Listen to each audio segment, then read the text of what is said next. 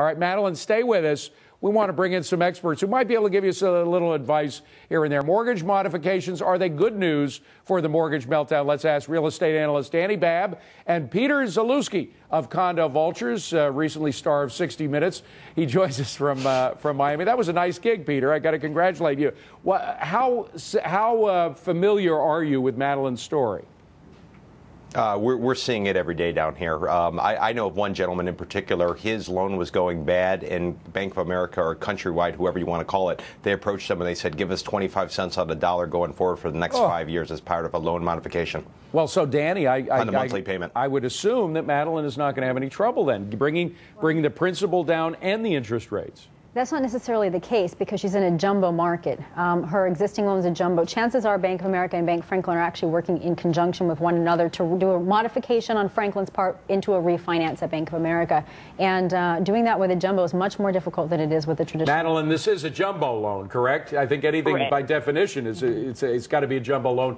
But when you got into a jumbo loan, did you have any idea that your monthly payments would jump to $13,000 a month? Nope. Did you read the fine print? Yes, I read the fine print, but I also thought that I would be able to turn around and change my loan before anything happened. But because of the market, that wasn't, it wasn't valid. Yeah, but Peter, did a lot of people get into these jumbos thinking that they'd be able to change the conditions on their mortgage? I don't want to speak on behalf of Madeline, but I would say she probably got involved there because she was looking to make some money. She probably never thought that she would be still in the property by the time it came due, and now she's sort of caught in a catch-22. Well, let's ask Madeline. Is that what happened, Madeline? Did you want to flip this house? No, not this one. Sorry, this is. Oh, wait a minute. Hold on, Madeline. Hold on. You say not this one, but there were others? Yeah, I have another one. Same issue. Okay, but that's one that you did want to flip. No. Well, now, wait a minute. You wanted to hold two mortgages, at least one of which would cost $13,000 a month? No, the other one is actually, it went from $2,000 to $5,000 a month. 2005. But the point is you were going to hold on to two houses. I was going to temporarily. I was going to sell the other one in 2 years. It's just now in the process now. All right. Well, Dani, the point is here, Dani, is that she obviously was hoping to make money in real estate, as a lot of people were. Sure. But to hold two mortgages simultaneously, I mean, it's just by definition to me, it sounds nuts. Well, a lot of people, I mean, I've done it myself with, a lot more than two. So I guess that would be on the extreme on the So I'm just scale. not familiar with real estate. I'd be scared stiff to hold two mortgages like that. There is money to be made if you can cover your cash flow. I mean, that's really the biggest problem that we're seeing. And she actually happens to live in one of the worst counties in California for depreciation. Which county is that? Riverside County. Riverside. Yeah, Riverside and San Bernardino County are off about 60% in 3 years. So she got pummeled there. You too, Peter, in one of the worst counties in America for this sort of thing as well. I mean, I would imagine that your situation is not much different, perhaps even worse than what's happening in Riverside County, right? Well, let me give you an idea. In the year 2007, in Palm Beach, Broward, Dade County, there were 33,000 foreclosures valued at about $8.1 billion. This year, going through the beginning of December, we're up to 74,000, and its value is $19 billion. Wow. Wow. Where does it bottom out, Peter? From what we're seeing, Dade County, Miami, primarily where all the speculation occurred, widespread. Most of that's already gone through the system. It's come out as a bank-owned property. Broward and Palm Beach counties, primarily now, the real working-class type of people, aside from Palm Beach Island, many of those people who were trying to hold on, they're starting to find themselves in a situation like Madeline right now, and they're starting to relinquish some of these properties. All right. Well, Dani, the 53% of redefault rates that we heard about last week, 55% of the modified mortgages are redefaulting once again. How many of those are because of people that had two properties or at least were thinking of flipping the one that they had? 70% of them. 70%. And we also know that 70% of loans that are existing out there that are about to go into foreclosure or are already in default are owned by investors and do not qualify for modification programs. Peter, is that about the same percent that you were dealing with there? About 70% of those redefaults are people that were just trying to flip them? You know, David, I'd tell you it's at least 70%. It's probably going to be much higher than that. Keep in mind, in a 60-block stretch of downtown Miami, we put up 23,000 units in an area that up for the 40 years prior, they only built 11,500. So we tripled in size, and there's no way that full-time primary residents were going to live in those units. So I'd say our 70% is probably, or our ratio is probably closer to 80, 90% even. Madeline, let me just ask, what happened to that second property that you were talking about? It's in the process of a short sale. A short sale. Okay, so that's you've just offloaded that. Did you put any money down in purchase of that property? Yes. It was my first original property in 2001. And how much did you put down on that?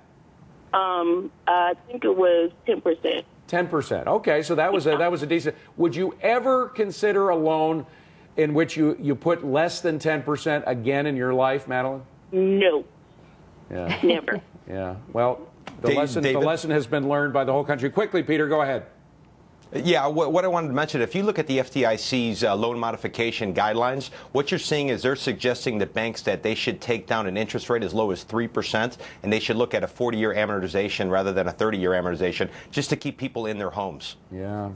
Unfortunately, it's still not enough with people with the FDIC requirements of the 38% debt-to-income ratio. It's still not enough for many people to qualify. Dani Babb, Peter Zalewski, and Madeline Lockhart. We wish you the very best, Madeline. Thanks for joining us. Coming up on deck, some say the Federal Reserve Bank is going broke. Of course, we don't know. Time for the really big shoe ad for buy, sell, or hold. We take the names and stories in the news, treat them as if they're stocks. Would you buy them, sell them, or hold them?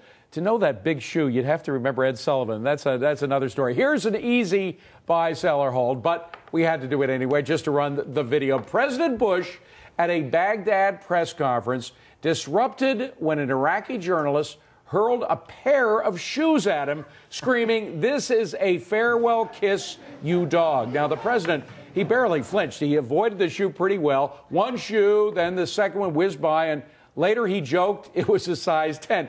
So let's buy, sell, hold. President Bush's handling of the incident. What do you think, Dani? He rocked. It's a buy. One buy. Shoes.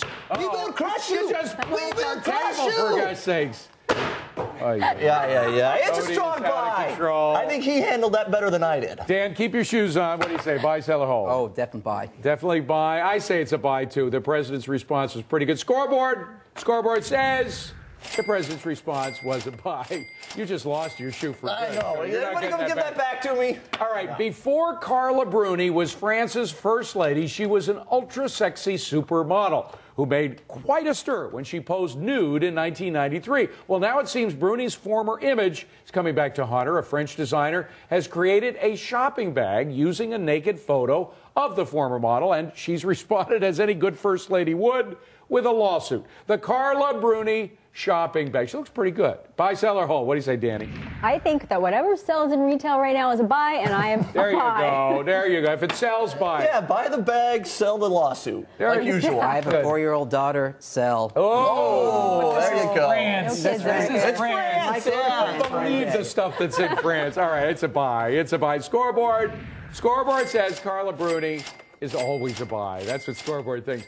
Well, Saturday Night Live, it has its defenders and its detractors as well. But now you can put New York Governor David Paterson in the latter camp. Mr. Paterson, who is legally blind, was spoofed this weekend on Saturday Night Live. There's the actor playing him. His office released a statement saying, the governor can take a joke, sure, but the skit went over the line, ridiculing people with physical disability. So Saturday Night Live's Patterson skit, a buy, sell, or hold, Dani? It's a sell. Really? Okay. Yeah, I'm going to agree. That was tasteless. It was- Let's have a little respect man. for anybody not named Take a Kashkari joke. Chuck. It's great for Saturday Night Live. You know, I guess I'm tasteless. I thought you were more politically incorrect than I am, but I guess not.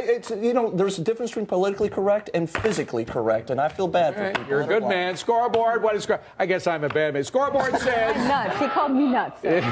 I'm shoeless, though, so take that into consideration. They're with you. They think it's a sell. So how many times have you been at a sweltering beach and someone yells out, turn on the air conditioner? Well, it ain't a joke anymore. The world's, believe it or not, first refrigerated beach is going to be built next to a luxury hotel in Dubai. It's going to include heat-absorbing pipes. They're built under the sand, and giant wind blowers as well. So the air-conditioned beach That's what they're spending their petrodollars on. Is that a buy, sell, or hold? All right. I hate this concept because I go to the beach because it's hot. That's right. But if it sells and it helps to bring in people, then a buy, one buy. I guarantee it causes cancer. Buy. I guarantee an air-conditioned beach is going to result in cancer for anybody who goes there on the long. No, wait. You guys got to remember, this is Dubai. There's no refrigerated beer on the beach. That's true. And I say, you know how much money these guys, they claim they care so much about the Palestinians that are starving. Yeah.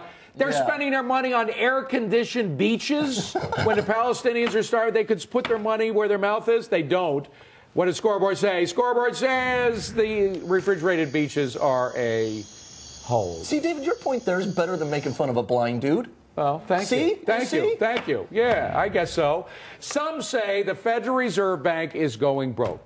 Mr. Bernanke said, no way, we're doing just fine. So what do you think? Is the Fed a buy, a sell, or hold? First to the panel, then to you. What do you say? I say it's a sell.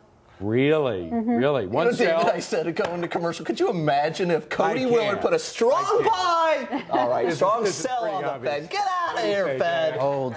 You're holding. You're holding. I'm saying it's a sell just because I've finally come to the belief that we don't need a Federal Reserve Board at home. Amen. 50% of you voted sell, 22% said buy, and 20. Just the slimmest majority possible, but we got it there. It is a sell. And coming up on deck, we wouldn't encourage our children to do the wrong thing. So why would we lead the housing and auto industries down the same path? My final score is next.